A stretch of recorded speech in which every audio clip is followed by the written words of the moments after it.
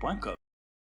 Bonjour, nous poursuivons notre étude des grands thèmes de la chassidoute sur la fête de Pessah, de façon à poursuivre notre préparation morale pour cette fête déterminante et l'apport qu'elle peut avoir pour le service de Dieu de chacun.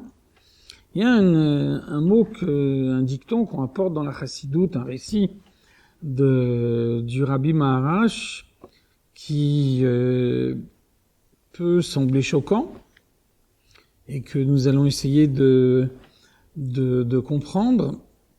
Le Rabbi Maharash nous dit « Manger la matzah, c'est manger Dieu ».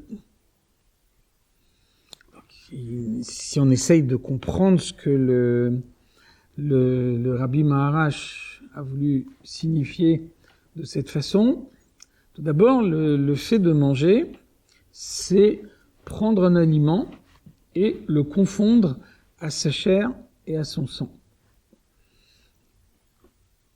Lorsque les Bnei Israël ont quitté l'Égypte, alors ils étaient libres physiquement, et puis tout l'enjeu était de faire en sorte que la libération physique puisse se prolonger également par une libération morale. On voit bien que, au moment de la traversée de la mer Rouge, les anges ont dit à Dieu « Halalu ovdei avodazara, ve'halalu ovdei avodazara ». De la même façon que les Égyptiens sont idolâtres, les Bnei Israël le sont également. C'est-à-dire que on avait ici tout un peuple élevé en Égypte, éduqué en Égypte, et qui, même s'ils avaient conservé leurs particularités, même si ils avaient des vêtements distinctifs, des noms distinctifs, une langue distinctive, malgré tout, leur culture était une culture égyptienne. Et donc il fallait arriver à les conduire à la conscience de Dieu, de façon à les préparer à recevoir la Torah. Alors pour pouvoir les préparer à cette conscience de Dieu, on voit que la Gemara nous dit « En atinok le yachol likro abba ad she'itom ta'am dagan ». Un enfant ne peut pas appeler son père, le distinguer des autres hommes, tant qu'il n'a pas goûté le blé. Un enfant qui est nourri uniquement avec du lait a la conscience de sa mère, qui lui a physiquement donné naissance. Par contre, il ne distingue pas son père des autres hommes, et donc il ne peut pas le faire tant qu'il n'a pas goûté le blé. Alors la Chassidoute et la Kabbalah nous expliquent que la source spirituelle du blé, c'est la tribu de Chorma. Et donc la tribu de Chorma, qui est la première étape de la compréhension, c'est avant tout une phase de tri. On voit bien que quelqu'un qui veut construire un raisonnement doit, dans un premier temps, trier ses idées. Lorsque on veut bâtir un raisonnement, on doit savoir quels sont les éléments qui entrent dans ce raisonnement et quels sont les éléments qui n'entrent pas dans ce raisonnement. Donc la première phase de la compréhension est une phase de tri, selon les termes du Zohar, Bechorma itbariru. C'est Chorma qui effectue le tri.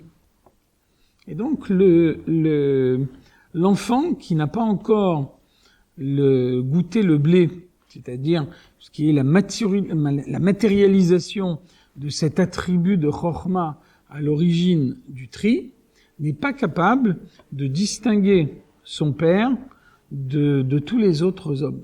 Ensuite, lorsque pour la première fois il goûte du blé, alors il introduit en lui cet attribut de Chorma qui lui donne une attirance vers son père, qui lui permet de distinguer son père de tous les autres hommes. Alors on voit que au moment de la sortie d'Égypte, lorsque le peuple juif se constitue en tant que peuple, alors on voit bien, le verset nous dit « La kachat lo goy mikerev goy ». Dieu veut prélever un peuple au sein d'un autre peuple. En Égypte, les Bnei Israël et les Égyptiens, qu'ils le veuillent ou non, forment un seul peuple parce qu'ils partagent des valeurs communes, une éducation commune. Et puis la sortie d'Égypte, c'est la naissance du peuple juif en tant que peuple.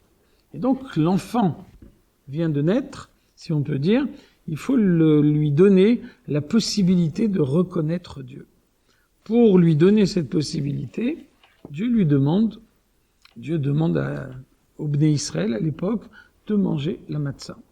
Manger la matzah, c'est introduire en soi cet attribut de chorma qui permet de distinguer Dieu et de pouvoir le désigner du doigt en disant Zekeli, voilà mon Dieu, le reconnaître Dieu et pouvoir ensuite commencer la préparation à Matan Torah, la préparation au don de la Torah.